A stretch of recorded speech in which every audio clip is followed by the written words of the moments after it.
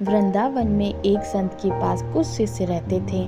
उनमें से एक शिष्य मंद बुद्धि का था। एक बार गुरुदेव ने सभी शिष्यों को अपने करीब बुलाया और सबको 1 मास के लिए ब्रज में अलग अलग स्थान पर रहने की आज्ञा दी और उस मंद बुद्धि को बरसाने में जाकर रहने को कहा। मंद बुद्धि ने बाबा से पूछा, बाबा मेरे रहने खाने की व्यवस्था वहाँ कौन करेगा? बाबा ने हंसकर कह दिया, राधा रानी करेंगी। कुछ दिनों बाद एक एक करके सब बालक लौट आए, पर वो मंद बुद्धि बालक नहीं आया। बाबा को चिंता हुई कि 2 मास हो गए, मंद बुद्धि बालक नहीं आया, जाकर देखना चाहिए। बाबा अपने शिष्य की सुध लेने बरसाने आ गए। बाबा ने देखा एक सुंदर कुटिया के बाहर एक सुंदर बालक बहुत सुंदर भोजन कर रहा है।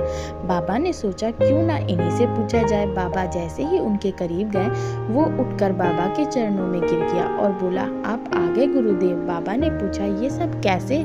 तुम ठीक तो हो? कैसे हो गया? शिष्य बोला, बाबा आपके कहने से ही किशोरी जी ने मेरे रहने खाने पीने की व्यवस्था की और मुझे ठीक कर भजन करना भी सिखाया। बाबा अपने शिष्य पर बरसती किशोरी जी की कृपा को देखकर खूब प्रसन्न हुए और मन ही मन सोचने लगे, मेरे कारण मेरी किशोरी जी को कितना कष्ट हुआ। उन्होंने मेरे शब्दों का मान रखते हुए मेरे शिष्य पर अपनी सारी कृपा उड़ेल दी। इसलिए कहते हैं, गुरु की बात को गिरधारी भी नहीं टाल सकते। जय श्री कृष्ण।